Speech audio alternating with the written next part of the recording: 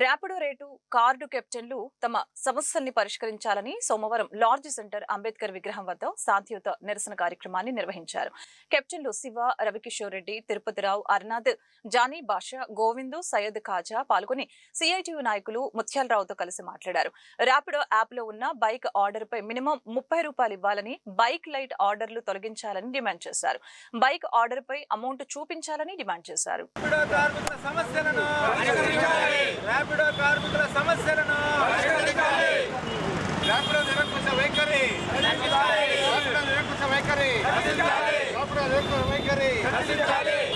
తొలగించాలి.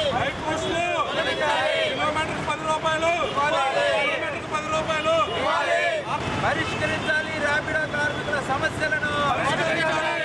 ఆర్డర్ పేను పరిష్కరించాలి. ర్యాపిడో కార్మికుల సమస్యలను మేము గుంటూరులో గత 6 సంవత్సరాలుగా ఈ గిగ్ వర్కర్గా ర్యాపిడోలో పనిచేస్తూ ఉన్నాము. మాకు వచ్చేసి అప్పుడు ఎంత రేటు కార్డు ఉందో ఇప్పుడు కూడా అంతే ఉంది. కానీ బయట పెరుగుతున్న నిత్యావసరాల దృష్ట్యా పెట్రోల్ కానీ గ్యాస్ కానీ ఇతర ఖర్చుల మీద మేము ర్యాపిడో ఆఫీస్కు పలుమార్లు వెళ్ళి రేటు కార్డు పెంచండి అని మా డిమాండ్లు ఏమైతే ఉన్నాయో వాటిని వాళ్ళకి వివరించడం జరిగింది. కానీ వారు ఏమాత్రం కూడా స్పందించడం లేదు.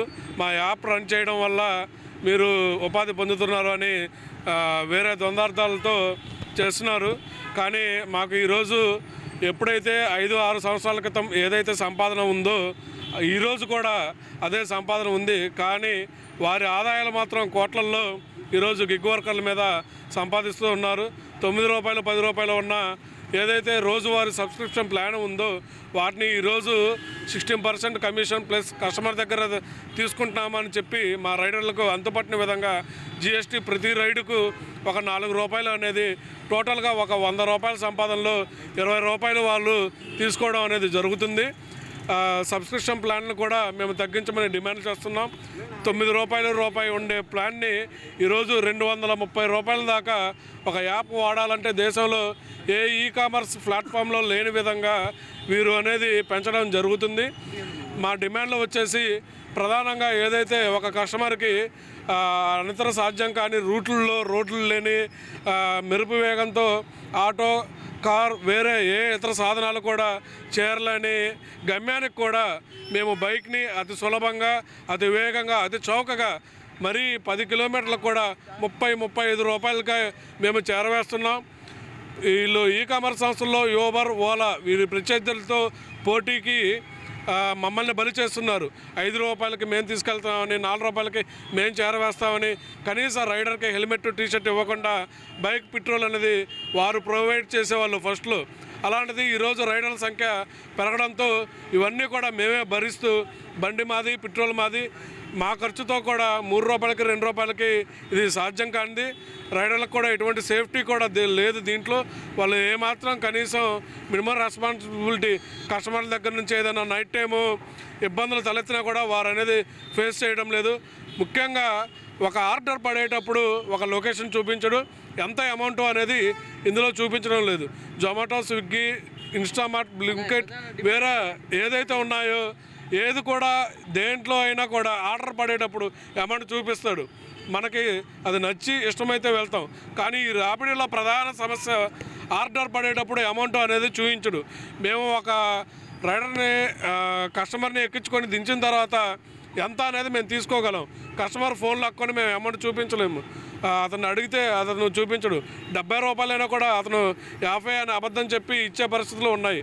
మా ప్రధాన డిమాండ్లు ర్యాపిడోలో ఏదైతే బైక్ లైట్ ఉందో దాన్ని తొలగించాలి. రెండవది పెరుగుతున్న అవసరాల దృష్ట్యా కిలోమీటర్కు ₹10 పెంచాలి. మూడవది ఆర్డర్ పడేటప్పుడు మా అమౌంట్ మాకు చూపించాలి.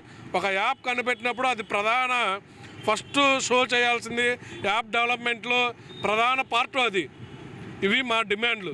ఈరోజు దేశవ్యాప్తంగా వివిధ ప్లాట్ఫామ్స్లో పనిచేస్తున్నటువంటి గిగ్ వర్కర్లు, డిగ్రీలు, పీజీలు, బీటెక్లు చేసినటువంటి వీరు ప్రభుత్వం వైపు నుంచి ఎలాంటి ఆసరా లేకపోవడంతో స్వయం ఉపాధి వెతుక్కుంటూ ర్యాపిడో, ఓలా, ఊబర్ లాంటి వీటిల్లో పనిచేస్తూ ఉన్నారు.